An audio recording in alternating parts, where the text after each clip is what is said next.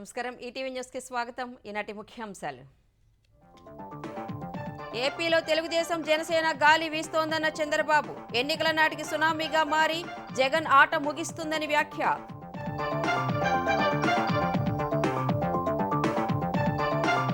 పేదరికం లేని సమాజ స్థాపనే లక్ష్యమన్న చంద్రబాబు తెలుగుదేశం జనసేన ప్రభుత్వంతో సాధిస్తామని గుడివాడ సభలో హామీ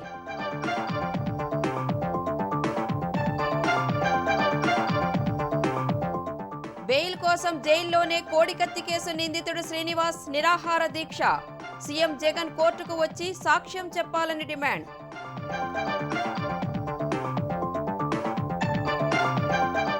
రైతులను సంపన్నులను చేయడమే లక్ష్యమన్న రేవంత్ కార్పొరేట్ తరహా లాభాలు అందించాలని దావోసు సదస్సులో ఆకాంక్ష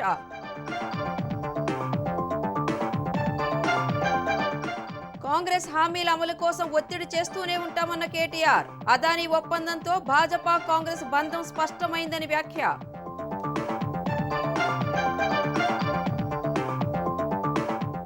హైదరాబాద్ లో ప్రారంభమైన వింగ్స్ ఇండియా 2024 2030 నాటికి విమాన ప్రయాణికుల సంఖ్య 30 కోట్లు దాటుతుందన్న కేంద్రం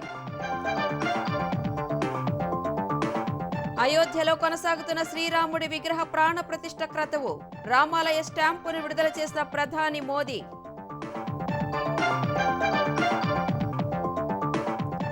గుజరాత్ వడోదరలో నీట మునిగిన పడవ 14 మంది విద్యార్థులు ఓ టీచర్ మృతి 10 మందిని రక్షించిన సహాయ బృందాలు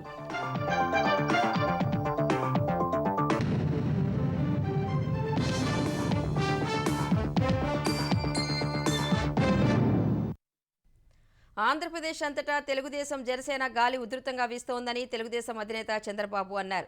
ఎన్నికల నాటికి అది సునామీగా మారబోతోందని కృష్ణా జిల్లా గుడివాడ సభలో పేర్కొన్నారు. జగన్ గేమ్ ఓవర్ అని స్పష్టం చేసిన చంద్రబాబు పేదల అభ్యున్నతే లక్ష్యంగా తెలుగుదేశం జనసేన కూటమి ప్రభుత్వం పనిచేస్తుందని భరోసా ఇచ్చారు. పార్లమెంటు నియోజకవర్గాల వారీగా రా కదలిరా పేరిట సమావేశాలు నిర్వహిస్తున్న తెలుగుదేశం అధినేత చంద్రబాబు ఇవాళ గుడివాడలో బహిరంగ సభకు హాజరయ్యారు. మొదట ఎన్టీఆర్ స్వగ్రామం నిమ్మకూరు వెళ్లిన ఆయన ఎన్టీఆర్ బసవతారకం విగ్రహాలకు పూలమాల వేసి నివాళులు అర్పించారు. అనంతరం బహిరంగ సభకు చేరుకున్న చంద్రబాబు గుడివాడ ఎమ్మెల్యే కొడాలి నానిపై పరోక్షంగా తీవ్రస్థాయిలో మండిపడ్డారు. ఎన్టీఆర్ ప్రాతినిధ్యం వహించిన తులసివనం లాంటి గుడివాడలో గంజాయి మొక్కలు పుట్టాయని ధ్వజమెత్తారు. బూతులు తిట్టేవారికే జగన్ పదవులు ఇస్తున్నారని విమర్శించారు. ముఖ్యమంత్రి పదవికి అర్హత లేని వ్యక్తి ముఖ్యమంత్రి అయ్యాడు. అందుకే చూస్తే బూత్ స్త్రీ అయితే ఆయనకి ఎమ్మెల్యే పదవి, బూత్ రత్న అయితే ఆయనకు ఎంపీ పదవి, బూత్ సామ్రాట్ అయితే అతనికి మంత్రి పదవి. ఎంపీ అంటే పార్లమెంట్ లో మాట్లాడి 1-2 ప్రాజెక్టులు తేవాలి, కానీ ఇక్కడుండే సైకో అంటాడు ఆ ఎంపీని అవన్నీ అవసరం లేదు. చంద్రబాబును తిట్టావా, పవన్ కళ్యాణ్ తిట్టావా, లోకేష్ తిట్టావా, వీడియో ఉందా, అది నేను చూడలేదు కాబట్టి నీకు టికెట్ ఇవ్వనబో అన్నాడు. ఇక్కడ ఎంపీకి నీతి మాలినటువంటి బూతుల వ్యక్తులకి ఓటేస్తే ఈ రాష్ట్రానికి అరిష్టం తప్ప ఇంకోటి కాదని చెప్పి నేను మీకు తెలియజేస్తున్నా. తెలుగుదేశం జనసేన పొత్తుతో జగన్ పనైపోయిందన్న చంద్రబాబు పులివెందులలో కూడా ఓటెందుకు వెయ్యాలని ప్రశ్నించారు. అన్ని సర్వేలు వైకాపా ఓటమి తథ్యమంటున్నాయని తెలిపారు. ఎప్పుడైతే తెలుగుదేశం జనసేన కలిసిందో గేమ్ ఈజ్ ఓవర్. అవునా కాదా? గెలిసేది జనసేన తెలుగుదేశం పార్టీ కూటమి. 90 మంది ఎమ్మెల్యేలు మార్చేస్తానంటున్నాడు. ఇక్కడ చెత్త అక్కడికి, అక్కడ చెత్త ఇక్కడికి, ఇక్కడ చెత్త ఇంకొకటి ఇక్కడికి. చెత్త చెత్తే కదా. ఎప్పుడన్నా రాజకీయాల్లో ట్రాన్స్ఫర్లు చూసారా మీరు? అలాంటి వ్యక్తుల్ని ఈ రోజు ఇష్టానుసారంగా మార్చి ప్రజల్ని మోసం చేయాలనుకుంటున్నాడు. మీరు 175 మార్చినా మీరు గెలిచేది లేదు. 83 రోజుల తర్వాత జగన్ పార్టీ ఇంటికే. పేదరికం లేని సమాజం చూడాలనేది తన జీవిత ఆశయమన్న చంద్రబాబు వికాసం పేరుతో పేదలకు పూర్తి న్యాయం చేస్తామని హామీ ఇచ్చారు. జగన్మోహన్ రెడ్డి చేసేది 10 రూపాయలు ఇచ్చి 100 రూపాయలు దోచున్నాడు. మనం చేయబోయేది సంపద సృష్టించి పేదవాళ్ళకు కూడా సంపద పంచడం, సంపదను సృష్టించడం నేర్పించే బాధ్యత తెలుగుదేశం పార్టీ తీసుకుంటాం. ఈ రోజు ప్రపంచంలో ఉండే తెలుగు వారందరినీ కూడా అనుసంధానం చేసి పేదవాళ్ళని ఏ విధంగా బాగు చేయాలో ఒక ప్రత్యేకమైన కార్యక్రమం వికాసం అనే పేరు పెట్టి 5-10 సంవత్సరాల్లో ఈ రాష్ట్రంలో పేదవాళ్లకు పూర్తిగా న్యాయం జరిగేట్టుగా పేదరికం నుంచి పైకి తీసుకొచ్చే బాధ్యత తీసుకుంటాం. ఆ తరువాత పేదవాళ్ళని ధనికులుగా చేయడం కోసం కూడా కార్యక్రమాలు చేపడతాం. అధికారంలోకి వచ్చాక 20 లక్షల ప్రభుత్వ, ప్రైవేటు ఉద్యోగాలు కల్పిస్తామన్న చంద్రబాబు యువతకు అన్ని విధాలుగా అండగా ఉంటామని హామీ ఇచ్చారు. ఎన్టీఆర్ వర్ధంతి సందర్భంగా కృష్ణా జిల్లా గుడివాడ తెలుగుదేశం కార్యాలయం వద్ద తీవ్ర ఉద్రిక్తత తలెత్తింది. ఎన్టీఆర్కు నివాళులర్పించేందుకు సిద్ధమైన తెలుగుదేశం, జనసేన నాయకులు, కార్యకర్తలను అనుమతి లేదంటూ పోలీసులు అడ్డుకున్నారు. ఎన్టీఆర్ విగ్రహానికి నివాళులర్పించి తీరుతామని 2 పార్టీల నేతలు తేల్చి చెప్పగా తీవ్ర వాగ్వాదం జరిగింది. పోలీసులు బ్యారికేడ్లు పెట్టి నిలువరించే ప్రయత్నం చేశారు. దీనిపై ఆగ్రహించిన ఇరు పార్టీల కార్యకర్తలు పోలీసుల అడ్డంకులను ఛేదించుకుని ఎన్టీఆర్ విగ్రహానికి నివాళులర్పించారు. తర్వాత ఎన్టీఆర్ విగ్రహం వద్ద వైకాపా ఎమ్మెల్యే కొడాలి నాని కార్యక్రమానికి అనుమతినిచ్చిన పోలీసులు తెలుగుదేశం, జనసేనను అడ్డుకోవడంపై నాయకులు ఆగ్రహం వ్యక్తం చేశారు. ఇరు పార్టీల నాయకులు, కార్యకర్తలు తెలుగుదేశం కార్యాలయం నుంచి బైకులపై ర్యాలీగా వెళ్లారు. వారికి అనుమతి నిరాకరిస్తూ పోలీసులు బ్యారికేడ్లతో అడ్డుకున్నారు.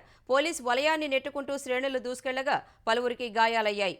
పరిస్థితి ఉద్రిక్తంగా మారగా పోలీసులు లాఠీచార్జ్ చేశారు. అనంతరం వేల సంఖ్యలో తెలుగుదేశం, జనసేన కార్యకర్తలు తరలివచ్చి ఎన్టీఆర్ విగ్రహానికి నివాళులర్పించారు.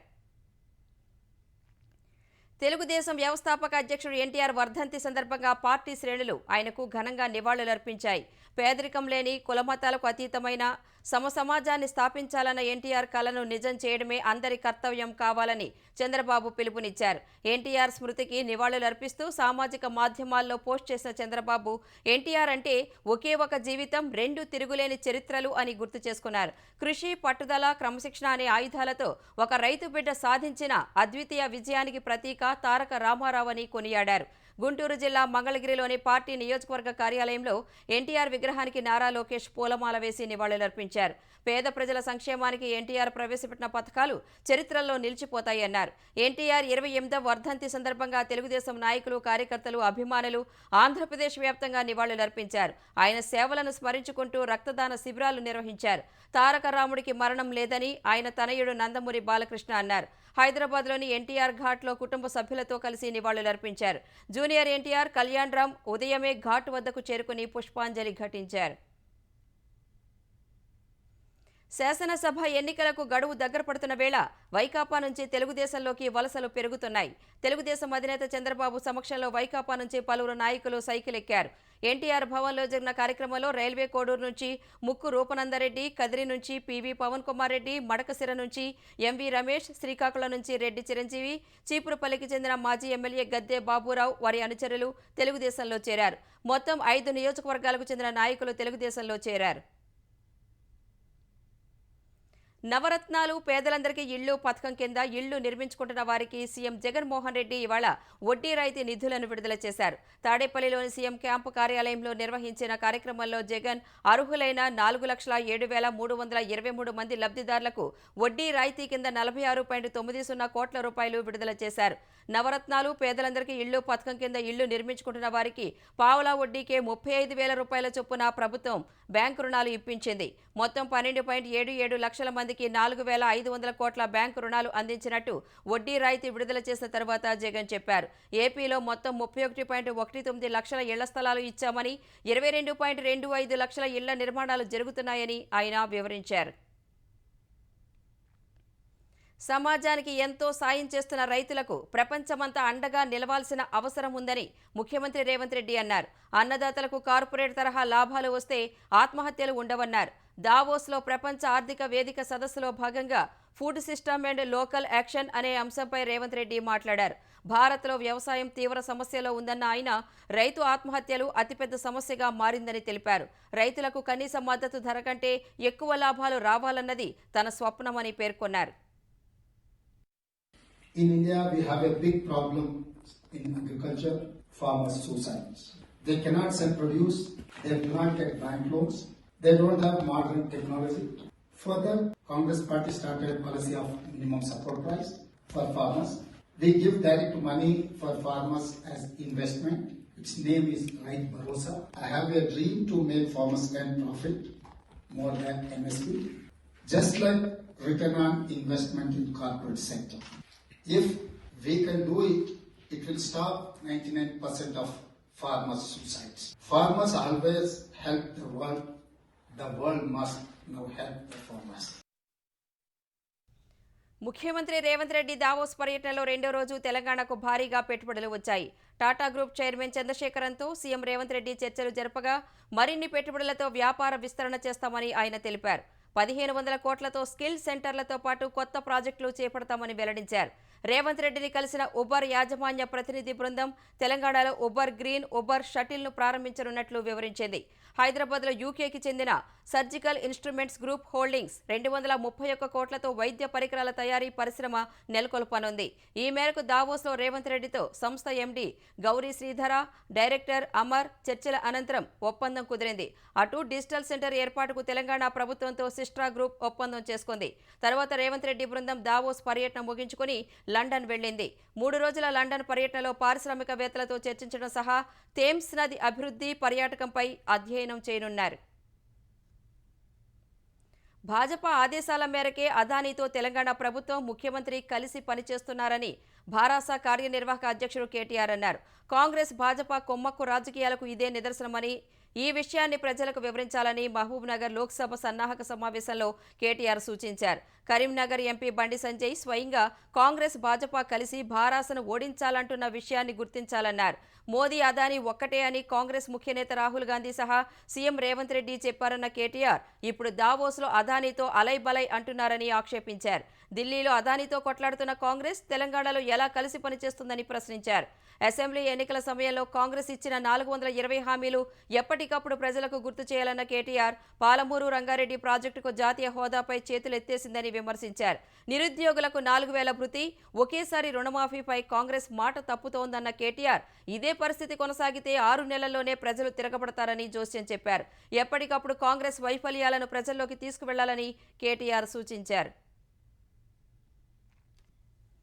కాంగ్రెస్ నుంచి ఎమ్మెల్యే కోట, ఎమ్మెల్సీ అభ్యర్థులుగా అవకాశం దక్కించుకున్న మహేష్ కుమార్ గౌడ్, బల్మూరి వెంకట్ ఎన్నిక ఏకగ్రీవం కానుంది. ఈ ఎన్నికల కోసం మహేష్ గౌడ్, వెంకట్ మాత్రమే పత్రాలు దాఖలు చేసినందున ఇద్దరి ఎన్నిక ఏకగ్రీవం కానుంది.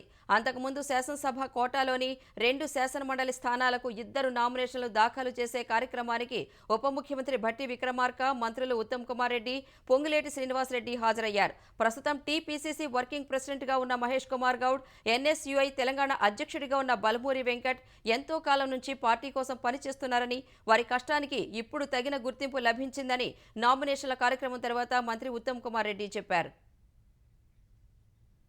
అయోధ్య రామ మందిరంలో బాలరాముడి విగ్రహ ప్రాణ ప్రతిష్టకు సంబంధించిన క్రతువులు వేద మంత్రాల నడుమ 3వ రోజు కొనసాగాయి. సంప్రదాయ క్రతువుల్లో భాగంగా ఇవాళ గణేష్ పూజ, వరుణ పూజలు నిర్వహించారు. శ్రీరామ జన్మభూమి తీర్థక్షేత్ర ట్రస్ట్ సభ్యుడు అనిల్ శర్మ, ఆయన భార్య పూజలో పాల్గొన్నారు.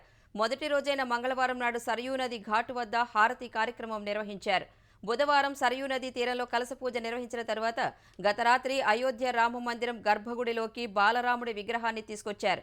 ఈ నెల 22న మధ్యాహ్నం 12:20 నుంచి 1 గంట మధ్య బాలరాముడి విగ్రహ ప్రాణ ప్రతిష్ఠ కార్యక్రమం నిర్వహిస్తారు. ఈ కార్యక్రమానికి ప్రధాని నరేంద్ర మోదీ, కేంద్ర మంత్రులు, పలు రాష్ట్రాల సీఎంలు, రాజకీయ, సినీ, క్రీడా ప్రముఖులు వస్తున్నందున పటిష్ట భద్రత ఏర్పాటు చేశారు. పెద్ద సంఖ్యలో వచ్చే భక్తులకు ఇబ్బందులు తలెత్తకుండా ఏర్పాట్లు చేశారు.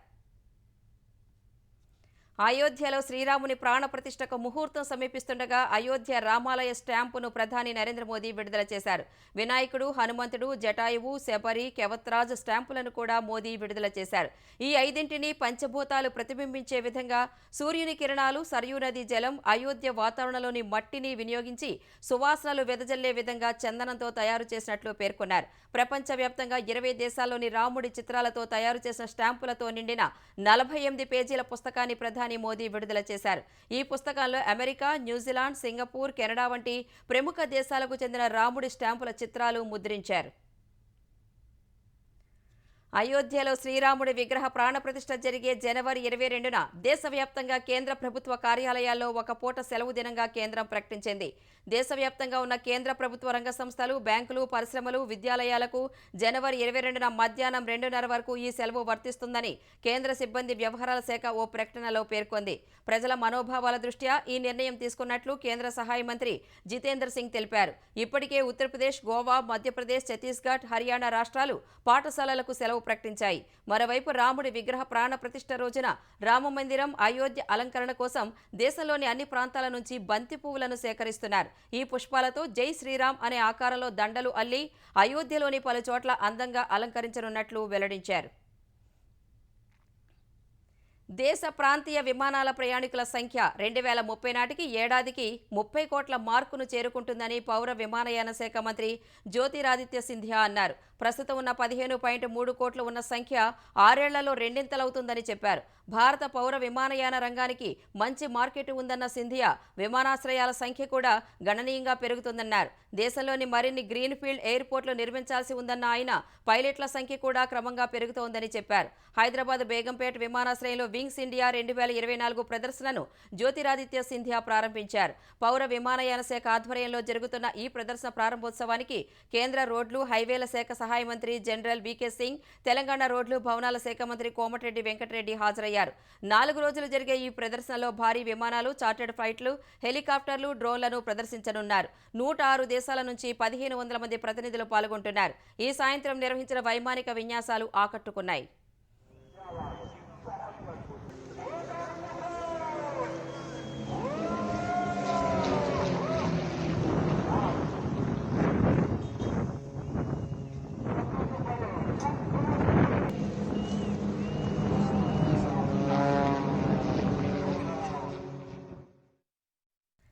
ప్రతిపక్ష నేతగా ఉన్నప్పుడు జగన్పై కోడికత్తితో దాడి చేసి గాయపరిచిన కేసులో రిమాండ్ ఖైదీగా ఉన్న జెనిపల్లి శ్రీనివాస్ ఆమరణ నిరాహార దీక్ష చేపట్టారు.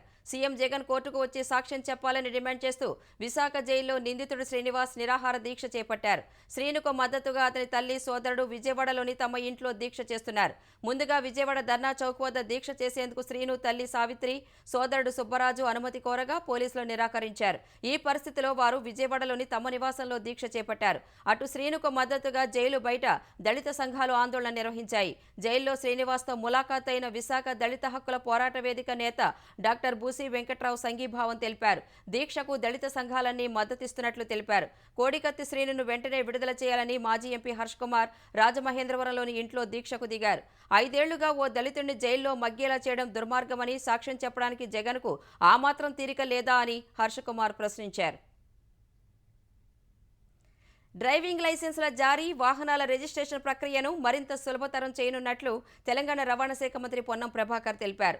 ఈ మేరకు త్వరలోనే రవాణా శాఖలో సంస్కరణలు చేపట్టబోతున్నట్లు మంత్రి వెల్లడించారు. రామోజీ ఫౌండేషన్ ఆధ్వర్యంలో రంగారెడ్డి జిల్లా ఇబ్రహీంపట్నం నియోజకవర్గం మన్నెగూడ వద్ద నిర్మించిన రవాణా శాఖ ప్రాంతీయ కార్యాలయ నూతన భవనాన్ని స్థానిక ఎమ్మెల్యే మల్రెడ్డి రంగారెడ్డితో కలిసి పొన్నం ప్రభాకర్ ప్రారంభించారు. ఈ కార్యక్రమంలో రంగారెడ్డి జిల్లా కలెక్టర్ శశాంక, రవాణా శాఖ కమిషనర్ జ్యోతి బుద్ధప్రసాద్, జిల్లా పరిషత్ chairperson Teegal Anitha Reddy, Ramoji film city MD Vijayeshwari, ప్రజాప్రతినిధులు హాజరయ్యారు. కార్పొరేట్ సామాజిక బాధ్యతలో భాగంగా రామోజీ ఫౌండేషన్ 2.2 కోట్ల రూపాయల నిధులతో 5,600 చదరపు గజాల స్థలంలో ఆర్టీఓ కార్యాలయాన్ని నిర్మించింది. 10 కౌంటర్లతో పాటు అత్యాధునిక వసతులు ఏర్పాటు చేశారు. రామోజీ ఫౌండేషన్ మన్నెగూడ ఆర్టీఓ ప్రాంతీయ కార్యాలయానికి శాశ్వత భవనం నిర్మించడంపై మంత్రి పొన్నం హర్షం వ్యక్తం చేశారు.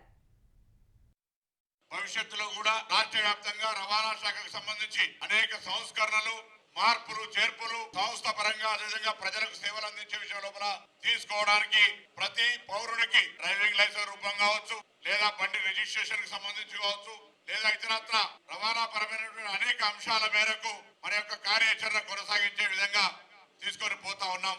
రాష్ట్రంలోనే ఒక మోడల్ ఆర్టీఓ ఆఫీస్ గా 6 ఎకరాలలో భవనాన్ని నిర్మించుకొని, ట్రాక్ ని నిర్మించుకొని ఇక్కడ సేవలను అందిస్తున్న రవాణా శాఖ అధికారులకు ముందుగా అభినందనలు, శుభాకాంక్షలు. మరి రామోజీ గ్రూప్ వైపు నుంచి 2 కోట్ల రూపాయలతోటి ఈ భవనాన్ని నిర్మాణంలో సహాయ సహకారాలు అందించిన వారి ప్రతినిధిగా ఇక్కడికి విచ్చేసిన విజయేశ్వరి గారికి కూడా ప్రత్యేకంగా ధన్యవాదాలు.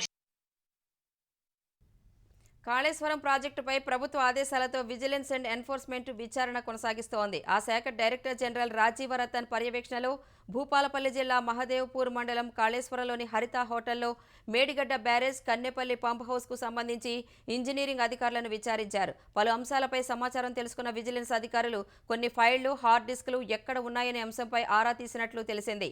అనంతరం మేడిగడ్డ బ్యారేజ్కు చేరుకుని క్షేత్రస్థాయి పరిశీలన చేశారు.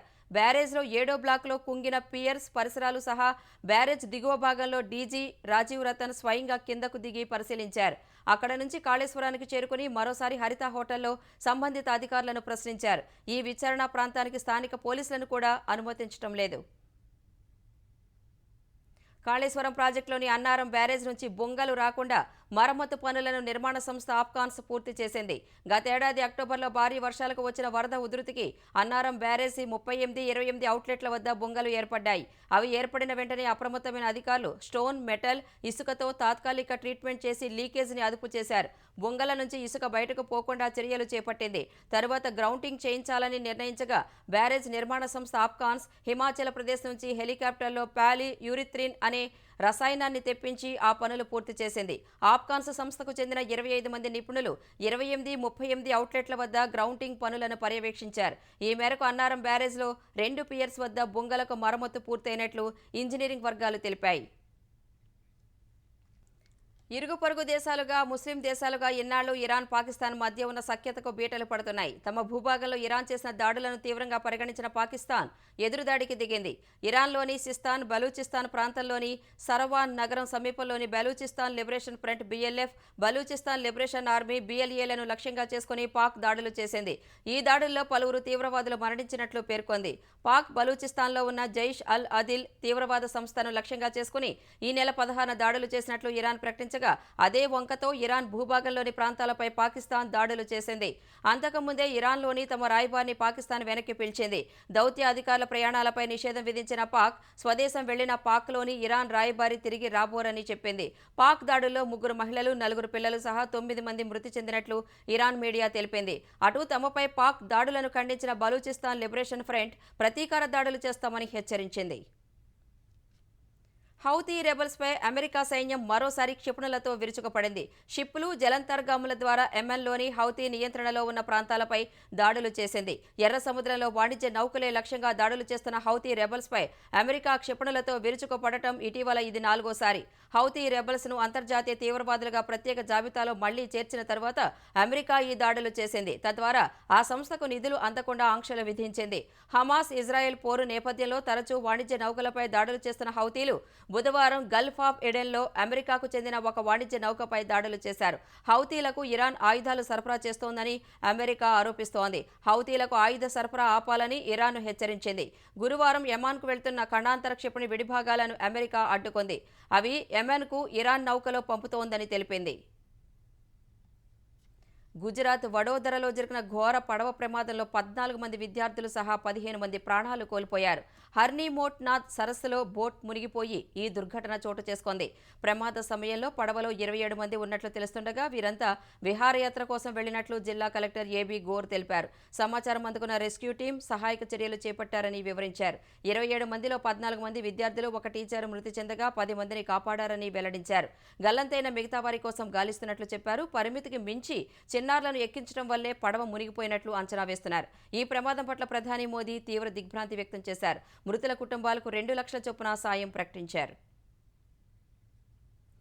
బిల్కిస్ బానో కేసులో లొంగిపోయేందుకు మరింత సమయం కావాలంటూ 3 దోషులు సుప్రీంకోర్టును ఆశ్రయించారు. 2002 అల్లర్లలో బిల్కిస్ బానోపై అత్యాచారానికి పాల్పడి ఆమె కుటుంబ సభ్యులు 7గురిని హత్య చేసిన 11 మంది దోషులకు గుజరాత్ ప్రభుత్వం శిక్ష తగ్గించి విడుదల చేయడాన్ని ఇటీవలే సుప్రీంకోర్టు కొట్టివేసింది. 2 వారాల్లో దోషులంతా లొంగిపోవాలని ఆదేశించింది. సుప్రీంకోర్టు నిర్దేశించిన గడువు సమీపిస్తున్న వేళ 3 దోషులు లొంగిపోయేందుకు ఇచ్చిన గడువు పొడిగించాలని పిటిషన్ దాఖలు చేశారు. ఈ పిటిషన్ విషయాన్ని దోషుల న్యాయవాదులు justice BV Nagarathna, justice Sanjay Karol ధర్మాసనం ముందు ప్రస్తావించారు. ఈ పిటిషన్ను CJI ముందు ఉంచాలని ధర్మాసనం రిజిస్ట్రీని ఆదేశించింది. పిటిషన్ విచారణ కోసం మళ్లీ ధర్మాసనం ఏర్పాటుకు CJI నుంచి ఆదేశాలు తీసుకోవాలని సూచించింది. HDFC బ్యాంక్ వినియోగ వస్తువులకు సంబంధించిన రంగాల వాటాల్లో లాభాల స్వీకరణకు మదుపర్లు మొగ్గు చూపడంతో దేశీయ స్టాక్ మార్కెట్లు వరుసగా 3వ సెషన్లోనూ నష్టాల్లో ముగిశాయి. గత సెషన్లో 1628 పాయింట్ల పతనమైన సెన్సెక్స్ ఇవాళ మరో 314 పాయింట్లు క్షీణించింది. క్రితం ముగింపు కంటే దాదాపు 500 పాయింట్ల దిగువన ఈ ఉదయం BSE సూచీ 71,019 పాయింట్ల వద్ద భారీ నష్టాలతో ప్రారంభమైంది. అమ్మకాల ఒత్తిడి కొనసాగడంతో మరింత దిగజారిన సూచీ 70,665 పాయింట్ల కనిష్ట స్థాయికి పడిపోయింది. తగ్గిన ధరల వద్ద మదుపర్లు డాలర్ల కొనుగోళ్లకు దిగడంతో సూచీ కోలుకుంది. 71,451 పాయింట్ల గరిష్ట స్థాయిని తాకింది. చివరకు 71,187 వద్ద స్థిరపడింది. జాతీయ స్టాక్ ఎక్స్చేంజి సూచీ నిఫ్టీ 110 పాయింట్లు తగ్గి 21,462 వద్ద ముగిసింది. క్రికెట్ దిగ్గజం సచిన్ టెండూల్కర్ డీప్ ఫేక్ వీడియోపై ముంబై పోలీసులు కేసు నమోదు చేశారు. సచిన్ వ్యక్తిగత సిబ్బంది ఫిర్యాదు మేరకు Mumbai west region cyber police స్టేషన్లో వివిధ సెక్షన్ల కింద కేసు నమోదు చేశారు. గేమింగ్ సైట్ ఫేస్బుక్ పేజీపై కేసు పెట్టారు. స్కైవార్డ్ ఏవియేటర్ క్వెస్ట్ అనే గేమింగ్ యాప్ కోసం సచిన్ ప్రచారం చేసినట్లు వీడియో రూపొందించి గేమింగ్ సైట్తో పాటు ఫేస్బుక్ పేజీలో పోస్ట్ చేశారు. సచిన్ ఆయన కుమార్తె సారా గేమ్ ఆడి భారీగా ఆర్జించినట్లు కల్పిత వీడియోను సృష్టించారు. ఆ వీడియోలో ఉన్నది తాను కాదని సచిన్ స్వయంగా ఇటీవల వివరణ ఇచ్చారు. సాంకేతికతను దుర్వినియోగం చేయడం బాధ కలిగిస్తోందని చెప్పారు. ఆ గేమింగ్ యాప్ యజమాని వివరాలను పోలీసులు వెల్లడించలేదు.